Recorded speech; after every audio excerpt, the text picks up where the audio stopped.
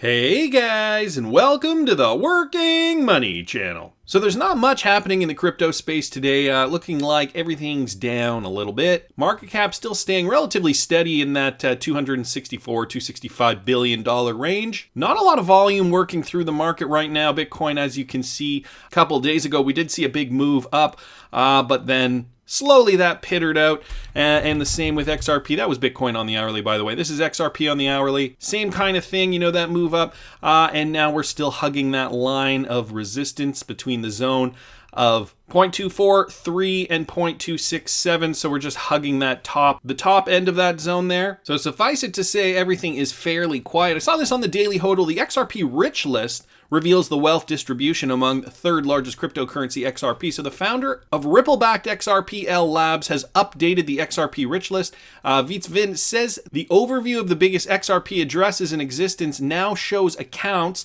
balances, and whether an exchange or a business owns a given wallet if the information is available. So if you guys don't know about this, I covered this right when I started the channel, and I know a lot of the people in the space who have been in the space for a while know about this. This is the XRP Rich List, and you can see by the number of accounts or by the percentage of accounts where you stack up with your XRP. So if you own over 9,575 XRP, you're in the top 5%. If you own over 67,781, you're in the 1%. If you own greater than 14,400,000 XRP, you are in the 0.01%. Just to give you guys some reference on where you stack up, I will link this in the description. You can also go to the index here, type in your wallet address, escrows, live transactions. It gives you some interesting information here. Anyway, Vin updated that, so now you can see the addresses. Kind of cool information there.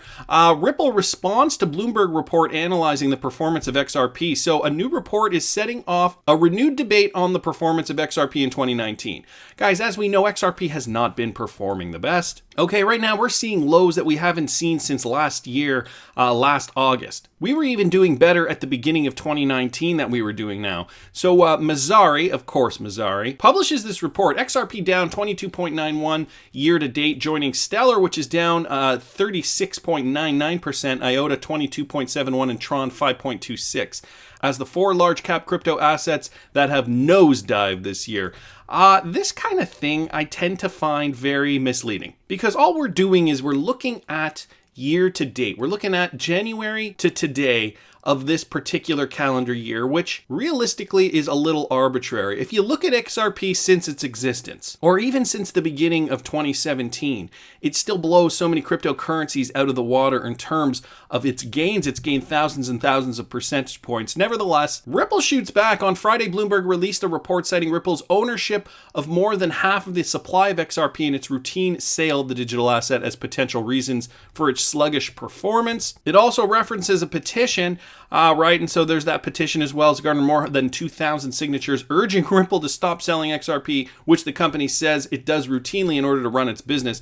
Yeah, Ripple's not doing that. Ripple's reports show that it's been selling the coin at an increasing pace, though Ripple said Friday it doesn't view it that way. Co-founder Jim McCaleb, who is no longer at Ripple, alone sells 500,000 XRP daily, according to Coinmetrics. Ripple has issued a response to Bloomberg. So Ripple says Ripple, for its part, disputed the increase. Programmatic sales of XRP as a percentage of volume and the actual supply inflation rate were lower than for Bitcoin and Ether, it said in a statement on Friday. Sales have been tied to trading volumes reported by exchanges, and recognizing that some platforms were misreporting volumes, Ripple has substantially reduced XRP sales, a trend that's expected to continue this quarter, the company said. It also said discrepancies Coinmetrics found came down to a timeline issue. There was more debate down here discussed in a subreddit that somebody created. Small potatoes in the grand scheme of things, I think. There's not too much going on in the space right now. It seems as though everything's fairly quiet.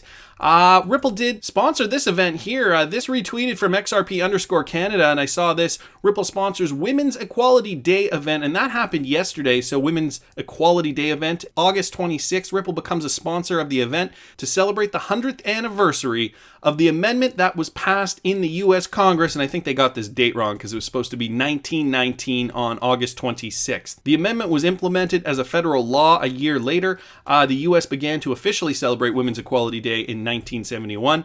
So Ripple supports women's equality. Emi Yoshikawa says, we at Ripple are honored to be a sponsor for this event organized by Silicon Valley Leadership Group to celebrate female leaders. And here's the Silicon Valley Leadership Group tweet underneath this, some images here from Twitter. Wonderful, wonderful. This is all great news here. So Ripple, out there sponsoring events, getting the good name out, making sure they do the right thing for their community, and at the same time, getting a little bit of exposure. At the end of the day, Ripple wants to be a household name. And so this is just part of the process for them to do so. I saw this here from Mr. BXRP. Originally posted this poll, who believes that a portion or even the majority of the XRP being held in escrow by Ripple has already been pre-allocated. Then Vitaly E responds, my question is, can Ripple create more of XRP tokens after they use up, sell or donate all of their XRPs from escrow? If they can't, I can't wait till they empty that fantasy escrow account. What fantasy escrow account? It's real. If they're able to create more, we can only hope that FOMO will skyrocket the prices.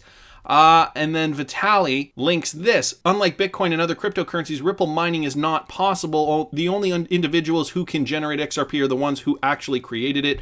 Only 100 billion XRP coins have been released to date, and every transaction would eliminate the XRP used. XRP researcher here says you can't make more XRP, LOL. Then Vitaly E responds, is that 100%?